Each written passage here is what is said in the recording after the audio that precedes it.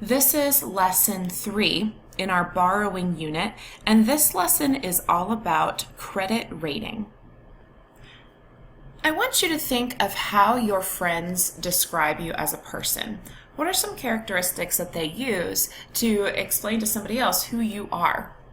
You might be short or tall, but those aren't necessarily the physical characteristics that I'm looking for. I want to know some attributes about you that make you a good friend.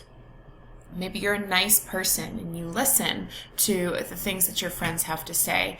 Maybe you spend time with the people who you consider friends. What makes you a friend to someone else?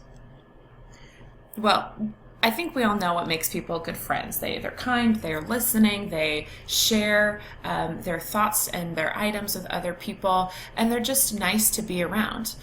You don't want to be around somebody who is not very kind and says mean things to you and does mean things to you and other people. That's not the type of person that you would really want to hang around.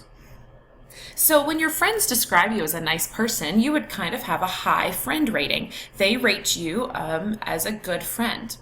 Well, lending companies and credit card companies kind of do the same thing. Now, they're not looking at whether or not you're a nice person or not. They're looking at how you handle your money. Are you responsible with the money that you already have? Can you make payments on time? Are you asking for money that you need and not just money that you want? You know, we as people sometimes rate the credit worthiness of others, so even our friends. You might have a friend come and ask you to borrow $5 for lunch because they forgot their lunch money at home.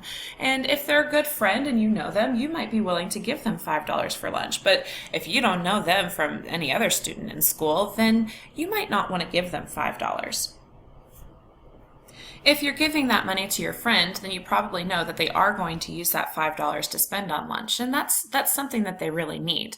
You might be a little bit more hesitant to let a friend borrow $30 to go shopping at the mall. If all they want are some new shoes or maybe a new shirt to wear, they don't really need that $30. They would just like it. It's something nice to have.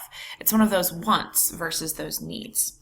So credit agencies, they do the very same thing when they're looking at who they would like to give money to and who they would prefer not to have borrowing their money.